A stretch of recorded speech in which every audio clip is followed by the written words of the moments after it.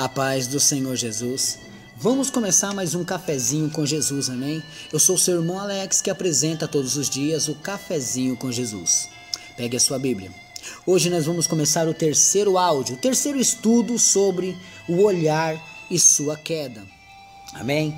Acredito eu, meus irmãos, que vocês estão se esforçando para obedecer, para ouvir a palavra de Deus. Porque sendo assim, vocês serão abençoados pela palavra de Deus. Amém?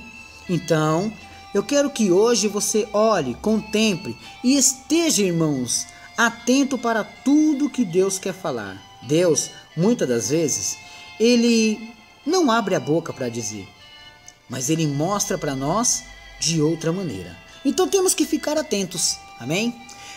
Voltando ao estudo que estávamos falando ontem, nós já pregamos o primeiro e o segundo áudio. Hoje é o terceiro áudio, o terceiro estudo sobre Asaf, Salmos 73. Título: O Senhor e a sua queda. Bom, nós finalizamos ontem falando sobre o perigo do cristão, de aonde ele põe os olhos dele, né? Mas hoje eu quero fazer menção aqui sobre Mateus capítulo 6 e verso 22 e 23, Novo Testamento. O primeiro evangelista, Mateus, capítulo 6, verso 22 e 23, está escrito assim, olha só. A candeia do corpo são os olhos, de sorte que se os seus olhos forem bons, todo o teu corpo terá luz. Se porém os teus olhos forem maus, o teu corpo será tenebroso. Se portanto a luz que em ti há são trevas, quão grandes serão tais trevas? Bom, o evangelista deixa claro aqui de que a gente tem que tomar cuidado onde colocamos os nossos olhos, porque eles vão transformar o nosso corpo ou em trevas, ou escuridão, né? Ou luz, ou em escuridão, ou luz, aonde colocamos os nossos olhos.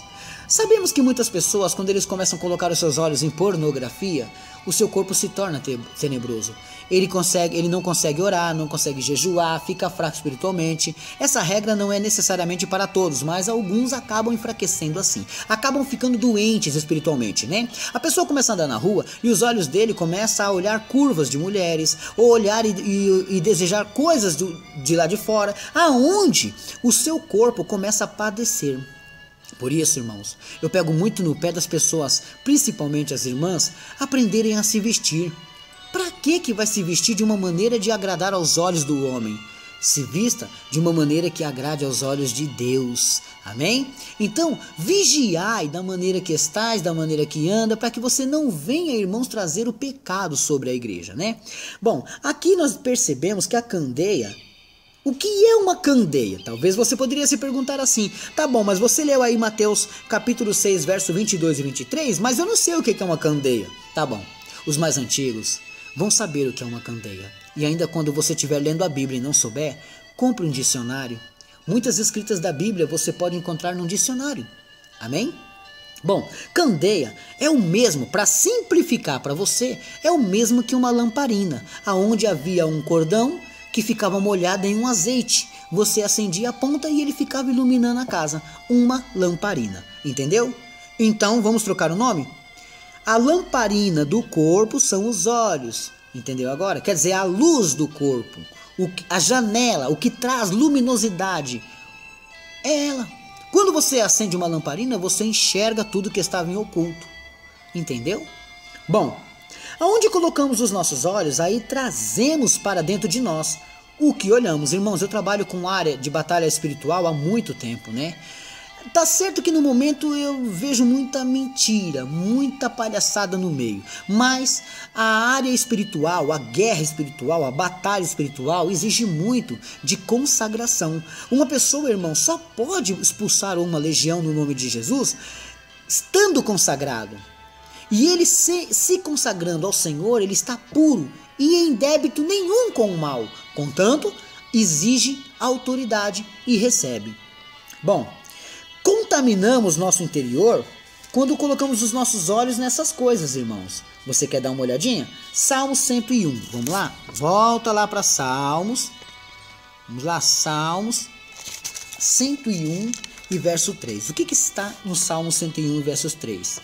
Não porei coisa má diante dos meus olhos, aborreço as ações daqueles que se desviam, nada se me pegará. Bom, A parte A é o que mais nos interessa aqui, né? Não porei coisas má diante de meus olhos, porque aquilo pode me fazer tropeçar. Para que eu vou comprar uma coisa no ato de pornografia e pôr diante dos meus olhos, sendo que aquilo vai me enfraquecer? Detalhe, tá? Deus também tem olhos. Aquele que fez o olho não vai enxergar? Lógico que vai enxergar. Então ele também vai estar vendo. Então, irmãos, caiamos em si para que isso não venha nos contaminar. Mas contaminamos as nossas vistas quando colocamos algo assim na nossa frente. Se você está dirigindo seus olhos para alguma coisa assim, pode fazer igual a Asaf. Mas Asaf não desviou porque foi para a casa de Deus e lá ele recebeu a resposta. Tá entendendo? Mas muitas pessoas não querem esperar a resposta de Deus. Eles acabam desviando antes. Olha só. Muitos maridos olham para mulheres ímpias e muitas esposas olham para homens ímpios. Se aí abala o casamento. Por quê? Porque começam a cair no pecado dos olhos. Já vou falar dos olhos, já você vai entender onde eu estou querendo chegar. Muitos filhos jovens olham para os pratos do mundo, né? Que são vários. Mas, contudo, grande é a queda, né? Como, irmãos, um jovem de uma igreja vai suportar fugir da tentação mundana que roda o mundo? Como? Primeiro, se consagrando a Deus, porque na verdade o espírito está pronto, mas a carne é fraca. Então a pessoa tem que lutar para que a carne não ceda à tentação. Tá entendendo? Portanto, a família, a igreja, quando olha, quando deseja os 3 desejos do mundo, ela com certeza cai. E quais são esses 3 desejos, né? Vou te apresentar agora os 3 desejos que derrubam qualquer um.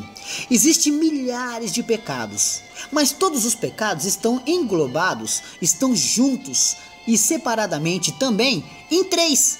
Eu vou falar de 3. Dentro de cada um existem milhares de pecados. Amém? Vamos lá? O primeiro é a concupiscência da carne. O segundo, a concupiscência dos olhos. E o terceiro, a soberba da vida.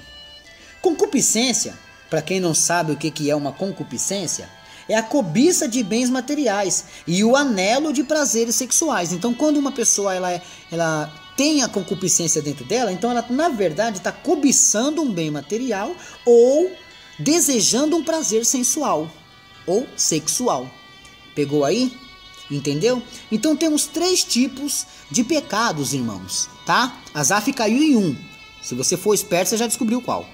Temos o primeiro, a concupiscência da carne. Temos o segundo, a concupiscência dos olhos. E temos o terceiro, a soberba da vida. Os 3 não vêm de Deus, mas do mundo. Mas isso está na Bíblia, irmão Alex? Tá sim. 1 João capítulo 2. Vamos lá? Novo Testamento, lá no finalzinho da Bíblia.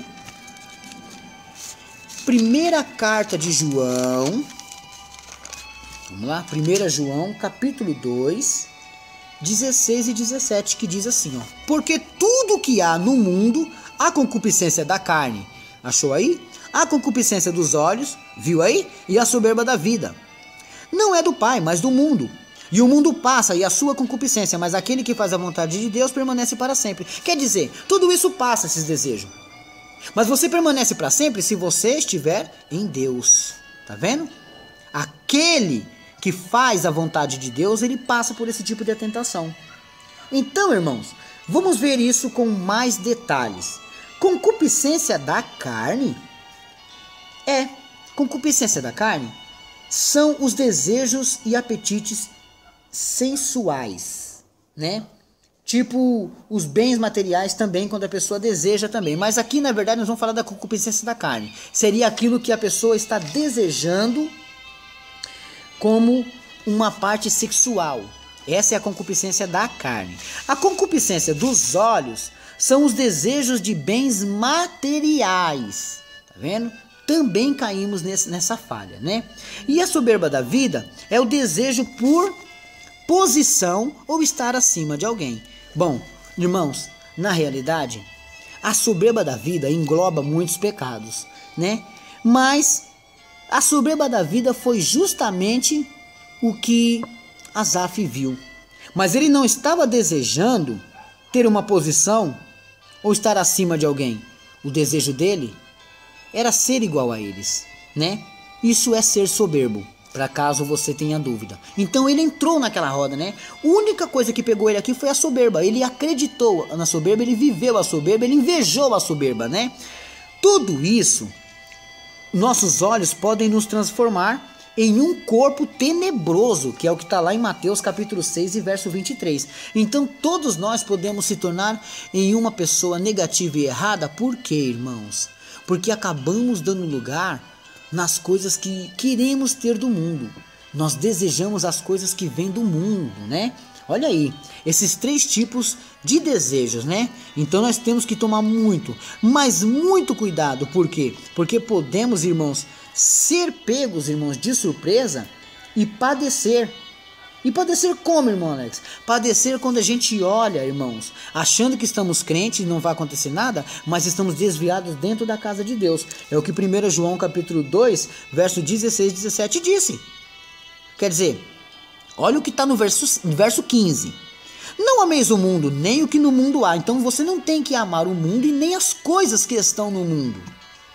Porque o amor do Pai não está nele. Não, o amor do Pai não está no mundo. Está nas pessoas que vivem no mundo.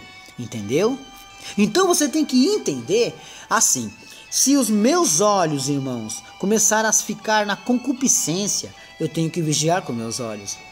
Se eu tiver uma concupiscência da carne, eu tenho que vigiar na concupiscência da carne. E se eu tiver com soberba da vida, eu tenho que vigiar na soberba da vida. Porque eu não posso me ceder a eles. Eles vão me derrubar. Muitos caiu por isso. Muitos desejou a isso. E acabou perecendo feio. Acredito aqui que você entendeu bem a vida de Asaf, aonde estava o erro dele, né? Tudo isso nossos olhos podem nos transformar, como eu disse, num corpo tenebroso, aonde a gente vê lá em Mateus 6:23. Então, o erro de Asaf foi a soberba da vida, foi invejar, e isso quase lhe custou caro, quase ele desvia. Salmo 73, verso 2. Quase que ele sai da presença de Deus. Por causa de quê? Por causa de invejar a soberba da vida, né, irmãos? Por isso vou ensinar aqui o que o mestre já disse em Mateus 6,33, que é buscar primeiro o reino e a sua justiça. Aí sim, as demais coisas virão, mas quais coisas vão ser essas, né? Nós só vamos, irmãos, parar aqui e amanhã eu ensino para vocês, eu vou continuar sobre esse assunto que o mestre nos ensinou ali em Mateus 6:33, né? Mas hoje nós encerramos aqui para que a gente possa, irmãos, fazer a vontade de Deus calmamente, tranquilamente, sem atropelar nada. Eu tenho os meus recados, eu tenho que falar dos meus recados, amém? Bom, irmãos, visite a nossa página no Facebook, visite o nosso canal no YouTube, amém?